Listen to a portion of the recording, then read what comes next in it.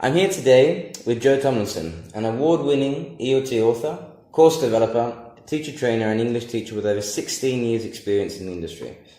Jo, alongside Fiona Aish, has written many ELT books, including the titles Grammar for IELTS, Listening for IELTS, and Lectures, which won the Eltons 2014 Award for Innovation in Learner Resources. Together they have also established Target English, which provides EAP and test preparation support for learners, teachers and companies.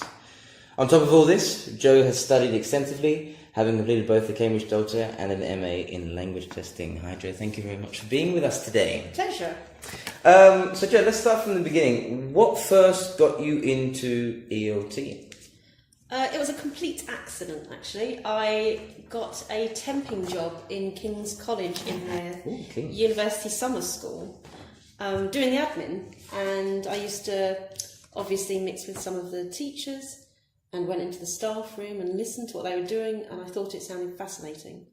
So I decided to do my CELTA in Seville, and that was, I think, in 2001. And literally the first time I stood up in front of a classroom, I thought, yeah, I like this. This is something I can do. Cool. So I just kind of stayed in it ever since. Interesting. And from Seville, did you stay in Spain, or did you go back to the UK, or have you always taught in Spain? I stayed in Spain for a while, and then I went back to the UK and taught in private colleges and then a couple of universities. Interesting. Cool. And so I've noticed it's sort of a preference for EAP. Is that correct, or? Yeah, I mean, Fiona and I both have our skill sets. Fiona did her master's in applied linguistics and worked in EAP for quite a long time, and I worked in testing for quite a while. So we put those together. I think I've obviously got a lot of EAP experience, and I think that just happened naturally because it's quite a popular branch from general ELT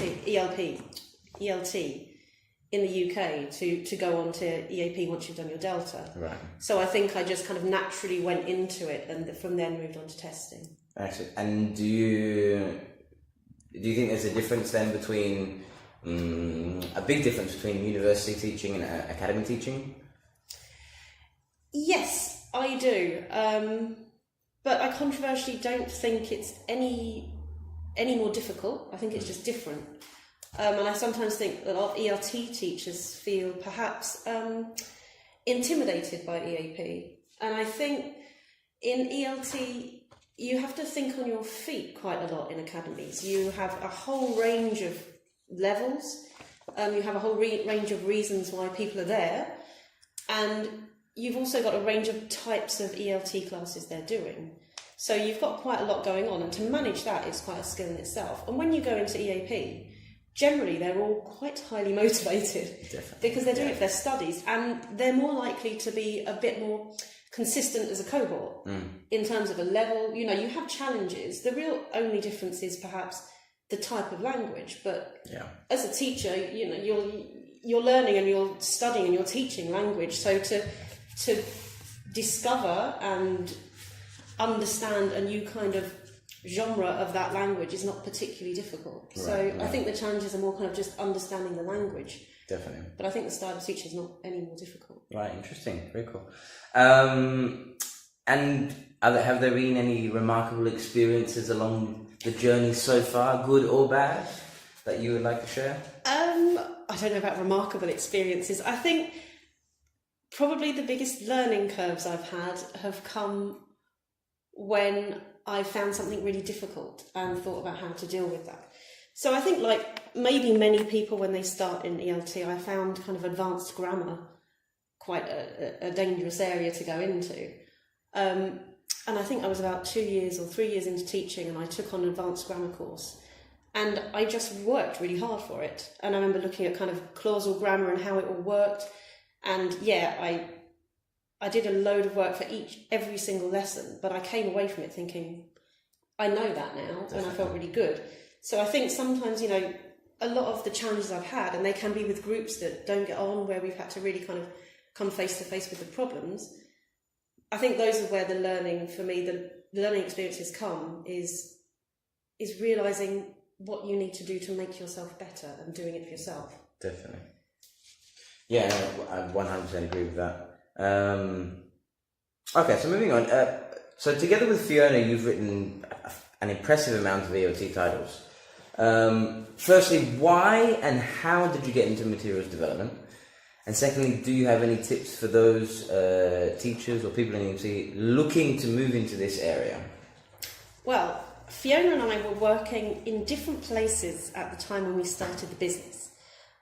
She was working in the EAP, working in testing, and we decided to set the company up, and we decided to focus on a test called IELTS, because we had worked a lot teaching to this test, and what generally happened is that you just have a general IELTS class, and we decided to break it down, because normally people have kind of a jagged profile. They'll be better in one area, not as good in another area. So we looked at the specific areas of IELTS, and we offered courses on that with some materials. And really the rest was luck, because we set up a website with some materials and our kind of ideals behind them. And this was seen by Collins, who was our first publisher, and they approached us to write the listening book. So how we got into it was very much kind of down to the fact that we had built up a website with a bit of a presence and somebody had seen it. Right. So sort of very, very lucky. Yeah, absolutely, yeah. And can you tell us something about your first book? Which one was it? Was it grammar or was it listening? It was listening for IELTS. Yeah. It's still one of my favourite books, actually, because I think I've got a particular interest in listening, because I think it's a particularly tricky skill to try and improve. So, as I said before, I like challenges, and it was one of those challenges that we kind of faced. And having a co-author is a brilliant thing, because you get to discuss and talk through all the things you want to do together. Definitely. And I think I missed your previous question, which was on... do you have any tips for those looking to move into materials development? Yeah, definitely. On two kinds of different sides. So the first one is think about why you want to get into materials development, because it's a completely different job to teaching. It can be quite solitary. Whereas, you're generally in front of a class, you're talking to people, you're not doing that. And if you have a dream of something perfect that you want to write, the probability is you're not going to be able to do that either, because there's a big process. There are editors, there's publishers, you generally have to work to market demands. So if you're a perfectionist and you don't want anything changing, it's likely that that's not going to happen. Right. And then you'll be looking at you can go down the self-publishing route if you don't want anyone to mess with your work. Yeah. But if you're in materials development and you're working for companies, for publishers, your product is not going to be the end product. It goes through many hands. So you have to be really pragmatic about it. Mm. And I would say if that still appeals to you after those warnings, perhaps. Third warning is that you probably won't earn much money in terms of much more than a TEFL teacher, unless you're an incredibly big name.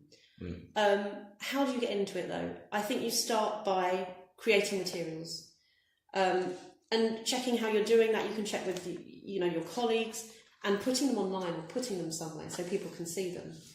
And then there are certain places you can go to. So ELT Teacher to Writer is a website that looks at kind of how to get into materials writing, and they can help you out. There's also MORSIG, which is an IATEFL strand, an interest group. And this interest group is for materials writing. And if you get involved in that kind of thing, you can get opportunities from there. And also you can go to conferences and approach the publishers. These things don't always work out, but if you have all of those going, the likelihood is, you'll pick up some work at some point. Right, excellent, cool. And materials development, obviously you're developing the materials for teachers to use, but I suppose then you would definitely encourage teachers in the classroom to develop their own materials as well. Yeah, 100%. Yeah, absolutely. And I think if you're doing that, you can personalise it, and it means so much more to be able to do that. You know your students, you're the best person to write materials for their needs. The only thing you've got to check is that your materials actually work. But you can do that by using the staff around you as well. Exactly, definitely. Cool. Actually, on that, there is something, sorry. No, different. On the MORSIG, we've written an article which will be published on their blog soon about writing tasks in general. So kind of any activities and some kind of rules to follow on how you can go about doing that. So it might be useful for people. Definitely put a link to that. Looking back to lectures, how did it feel to be part of the team that won the Eltons Wharf Innovation for Learners? Yeah, it felt great. Yeah. I think, who wouldn't like their work to be recognised like that? So yeah, it was a really, really good experience. And there was a whole team that worked towards, I think there's 6 or 7 books in the series, all on specific EAP points. The lectures one was amazing for us though, because when we got approached to write it, we really wanted to use authentic lectures, and we wanted to take them apart and look at listening from a really different way, from kind of a practical sense. Because so much listening, and especially working exams, I know this, it's contrived, as is in all course books. And when you're preparing for university, the listening is not contrived. It's quite a different animal in that respect. So we had the opportunity to take those lectures apart and really use them practically. And also, I think one of the great reasons we did that were Collins, who are an amazing publisher, and they helped us source all those lectures, and they spent a lot of time doing that with us. So it was a really good experience, and I'm really proud of the book, actually. Excellent. Okay. And I mean, roughly how long do in terms of from start to finish, do your books take? That's a difficult question. I think it really depends on the scope of the book. Right, okay. So for something like the lectures book, we can look at maybe 4 months on a first draft, perhaps. Wow. And that's from my memory. I mean, I wrote that quite a while ago. We wrote a book for Pearson Expert IELTS 7, and that took, I think that, it was a course book, so I think that took maybe 8 months on a first draft, and then you go back and the second draft happens. Wow. Yeah. A lot of work then, a lot of time, a lot of effort into those books. Yeah. Massive amounts, yeah. Yeah, it takes a lot of time. Cool. And the name of your latest book? We have 2. So we've branched out into self-publishing. Kind of, not course books, not anything like that, not activity books. They're brief guides to subjects, and therefore teachers and advanced students alike. So we've written an all about IELTS book, which is an ebook that covers the ins and outs of IELTS from our experience. And that's mainly because we had a lot of students who were almost near natives, or they were native speakers or first language speakers, and they weren't scoring the grade they needed in IELTS. So it was written for that. And that's also because, it's a particular type of exam and you need to know the exam. And it's also a guide for teachers who are new to teaching IELTS too. And the other one's called All About Lecturing in English. And this is because we're doing more work with lecturers on how to kind of focus their lecturing towards an international cohort. Something that seems to be extremely important in today's sort of day and age. Yeah. Especially with all the Erasmus that's happening, especially in Europe, if we think about that. Yeah, definitely. Excellent. And are there any upcoming projects that you can tell us about? Well, we have a listening book in the pipeline by an amazing author who's going to write it for us. That should be out hopefully at the beginning of next year. Cool. And I'm not allowed to say who the author is yet, okay. but I'm quite excited about that. And what else? At the moment, I think we've just got quite a lot of kind of content writing to do. So we're doing that, and we're also doing some talks on what I mentioned before, which is about EMI, so lecturing in English. We've done a study with the university we work with, which looked at recording a lecturer, looking at their language, interviewing the students, and then producing techniques that they can use or with them in order to make their lecturing more inclusive to the international students. Oof. And that's like a cyclical thing. We feed back to them, they try again, we speak to the students. So we're going to be presenting on that soon, I think, it's really interesting. That seems really, really interesting. Yeah.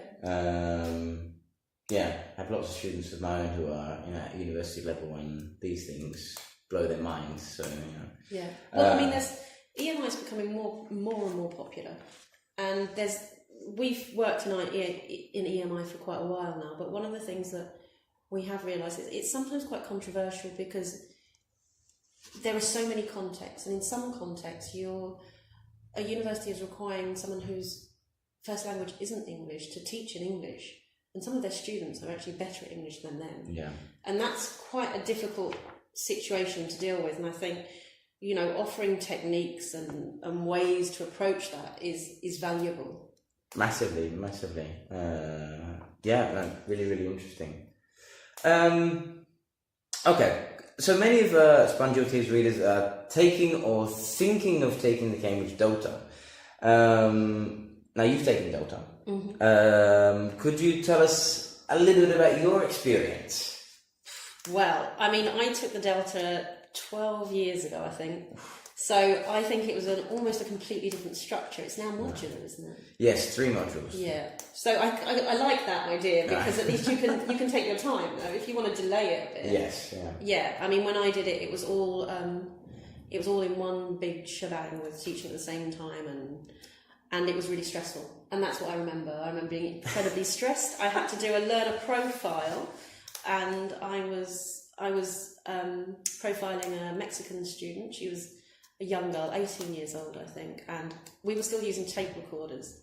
I had a recording of her, and I had recorded her over a series of weeks. I put the tape in the machine, the tape chewed up, and in front of her, I just burst into tears. And the poor girl, literally got this tape out and started winding it back in the tape. I'm just like, it's going to be okay, it's going to be okay. So I kind of think, for me, like, my experience of doing that would just be try and not do it like I did it, you know, which is it's so stressful. I think perhaps now it's more modular. You can do that hopefully a bit more. But, I mean, I wouldn't like to give any actual real advice to anyone doing their Delta now, because it'd be like vague memories of stress but at the same time, having said that, it was really, really useful for my teaching. Yeah. Because I think you can be a great teacher without a Delta, but I think if you're a great teacher and you do the Delta, you're so firmed up in what you've known, and you find new avenues you can go down. Right. And I think if you're an okay teacher and you do the Delta, you can only improve. So definitely, 100% agree. Definitely found that it sort of reaffirms, the fact that you're able to explain things a lot clearer, or be more aware of your teaching. And you can go into a class. I think when you haven't got the Delta, sometimes you've got a new group or a new class and a new thing to do, and you're a bit like, oh my god, what do I do? And I think if you've got that Delta, you have a natural something behind you which tells you what you need to do. The way you should do it. And I think that helps. Kind of like a magic cloak or something. Yeah. As mentioned before, you've also completed an MA in language testing. Yeah. Why did you choose this MA, and how has it benefited you so far? I chose it partly for the business, because Fiona had her MA in Linguistics, I mentioned, and we did a lot of test prep. So it seemed to fit with what we did as a small company. But also I've always been really interested in that field. I worked for a short time with a testing company who works quite closely with CRELA, which is if I can get it right, the Centre for Research for English Language Learning and Assessment. They're based in Bedford, and I learned quite a lot from just being around them. And I thought, what I thought I knew about testing is the tip of the iceberg, and there's loads more underneath it. And I wanted to find out about that as well. So that was another reason I went into doing my MA in language testing. And it was really interesting, and I did learn loads about it. And I'm much, much more confident as a test writer, an item writer, and a test developer. And I think that's just because I've read so much behind it, so I've kind of got theories that underpin it. I now believe that I know I'm doing much more. Yeah. I'm not perfect, but no one's perfect, so. That is very, very true. And do you find there's still new research going on at the moment with testing? There's new things coming out? Yeah, there is. I mean, there's a lot about testing and technology now, which is kind of coming out. I mean, the Pearson Test of English has been out for a while, and it's computer marked on writing and speaking. And there was a lot of controversy when that first came out. But I think that's one area it's gone into. For me, what I find with large-scale testing personally is that, I mean, it has its place, but it really looks at reliability over some other factors. And I find, as with many things in EFL, there's a lot about localization now and about looking at the context. And I think hopefully testing should be done like that as well. So rather than take a big test all the time, if that doesn't suit your context, I think there's a lot of work that needs to be done in upskilling people in testing so that they can create tests for their context. Right. And I think that would be a lovely way for testing to go. I think, obviously, there is a place for large-scale tests, but I just don't think they fit all contexts. And, I mean, we can look at the experience of IELTS and nursing, that nurses were required to get a 7 in IELTS, and IELTS is for EAP, and that's fine. It's not for nursing, but there's no other big test that can do it in the same way, and there's a lot of money and a lot of research that goes into it. So therefore, it's the test that's used. Yeah. But I think, you know, if people can hopefully take that power of testing, if they need it for their own context, I think that would be a really useful thing. Yeah, definitely. No, it's something that I've sort of encountered before, especially with IELTS. You know, it's very, very academic in a sense. And actually, interestingly, I had one of my students was looking for a visa, and they needed IELTS for a visa. Yeah. But some of the language in there, in terms of what they had studied and what they needed it for, in terms of work-wise, was sort of not for their context. But, yeah. I think that goes back to what we were talking about before about, you know, if you go into EAP learning about the language, you know, I always say this poorly, but general English is verby, the language is verby, you know, and when you go into academic English, it's nouny. And if you take IELTS, you're looking at chunk noun phrases in a lot of the reading, for example, and to write an essay, and those kinds of things aren't necessarily applicable in other contexts. So, you know, the problem with IELTS is its misuse. IELTS is perfectly fine for its use. It's the misuse of it that's the problem. Very interesting. So, in terms of taking the MA, do you have any tips? Oh, I have, yes. I would say, I mean, if you go into language testing, it's always useful to be aware that you're going to be doing a lot of statistical analysis. Right. So don't be afraid of numbers and don't be afraid of stats. But also remember, actually, that a lot of it is interpretation of statistics. So don't be intimidated by that kind of thing. If you've got the sense to look for patterns and, you know, you're interested in that, it should work out fine. I would say that. I would also say there's loads of areas you can specialise in a master's. Language testing is one of them. And I think, and I could be wrong because this is basically just from anecdotal evidence, but I think it's one of the areas where you're more likely to get a job.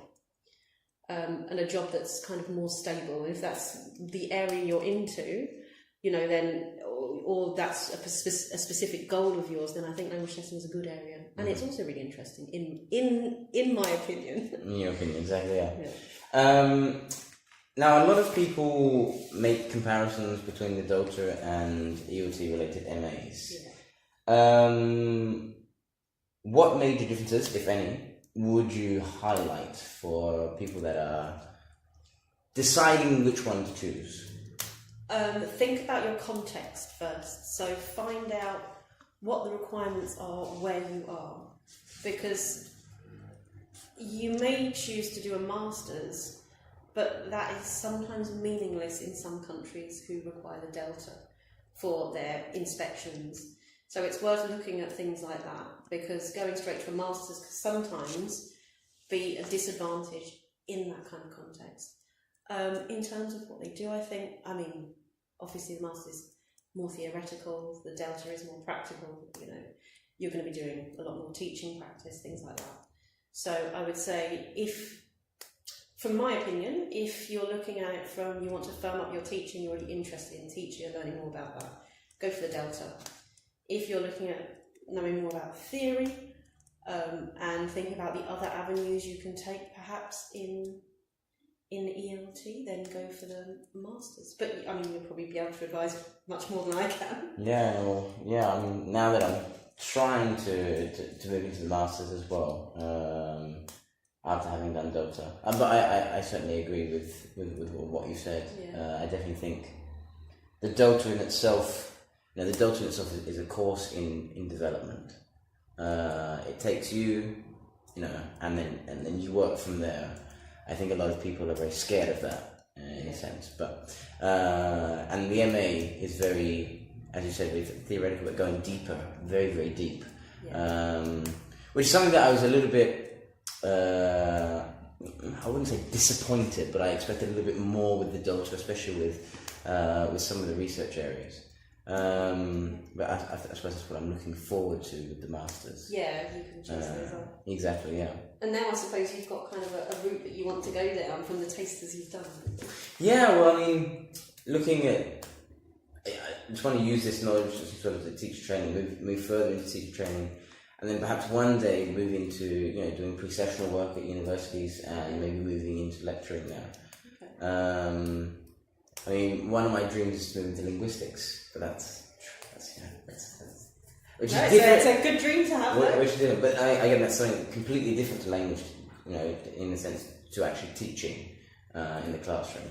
But no, something in the future. Yeah. But then you'll get the whole kind of experience, and also thinking about the trickle down from research to practice in the classroom and how that works. I think if you have all those strings to your bow, then you're more likely to be able to put all those joined up things in place to make that happen a bit more. Exactly. It's very interesting. Trying to find that link between research and classroom application. Yeah. And that's where this year we're trying to use more action research in the classroom, actually trying to find those direct links, rather than trying to find that finding that can be used as sort of like done with a paintbrush from in contexts to sort of particular context. I think that's something that's really important that a lot of teachers should be doing more of. Yeah, I think it's exciting for teachers. If you're really keen on teaching, it's something that you can present as a group, to other people in your context, and I think that's a really useful knowledge base. Definitely, definitely. Okay, wrapping up now. You've been in the industry for nearly 20 years. So I imagine that you've seen some very interesting changes in ELT. I mean, just from the Delta alone, that change there is a big one. What do you think has been the greatest or some of the greatest changes so far? For me, I think the greatest change so far has been technology. But not kind of what everyone talks about, the buzz of technology, using it in the classroom. I think technology outside the classroom has been the biggest change. So resources, like for example your blog, there are so many resources out there now. And when I started, there was almost nothing, I don't think. And I think, and there are lots of social networks you can join, a lot of chats on Twitter or on Facebook or whatever. And I think things like that, the network and the dialogues teachers have now is completely different. And for me, that's the biggest change. No, I obviously haven't been in the industry nowhere near as long as you, but I definitely see the advantage of having those. Yeah. I use them every day. Materials, if you're late for class or you've got a new class that you've been given last minute. In terms of materials and stuff like that, it's at the tip of your fingertips. Yeah, there's loads more sharing. Yeah. Like before, all the sharing just happened in your staff room, but now it's not that case anymore. Yeah. If you're keen, you can find other teachers who are keen or in the same rough context that you are. I think that's a great thing. Definitely. And where do you see the industry in the future? Do you see any major changes coming along, or more towards technology, expanding in that? What do you? I do see a lot of changes coming along. Actually, I think one change that deservedly needs to happen is to get rid of this kind of non-first language English speaker, I don't know, bias in a way, because I think that has to change. There are so many good teachers out there, and there's been a lot of talk about that recently in terms of that it's basically it's not fair, it's not right, and I think that will change more and more. I think a lot more pressure will happen with that. I also think ELF and EMI, so English as a lingua franca and English as a medium of instruction, will change things. I think they're more popular areas, and I think this all links together in a way, because the experience of English is that, or was that, English is from 3 countries or 4 countries and you learn it this way and this is the proper way. And I think that's changing. People are realising that there is an international English, and the more you speak to people who use English for work, and they're like, oh, I can understand almost every non-first language English speaker, but you know, there's the people who are the English speakers are the most difficult to understand, and I think that will have a change. English doesn't belong to the English, to the Exactly. North Americans, or to the Australians or New Zealanders or South Africans. English belongs to loads of people now. And we're seeing that in terms of business context, we're seeing that in university context, and I think that really has to be approached by authors, by publishers, by teachers, by everyone in this industry. And I think it's starting, and I think it will continue, and me personally, I think it's a really good thing, because I just think it's your context, you know, no one has an ownership. Look at the context. English is about, for me, it's about communication. And it's not about me saying, well, this is right, this is wrong, you know. I mean, obviously as a teacher, you have a certain responsibility to teach, but to judge what is essentially right in some contexts, I think we don't have that ability. Exactly. Perfect. So I think and I hope it will continue to become more of a shared ownership. 100% agree. That idea of the native teacher fallacy. It's just absurd. You know. Yeah. But as you said, even materials in a sense have been written in that sense as well. Yeah. Which this is only something that I've really been interested in maybe the last 2 or 3 years.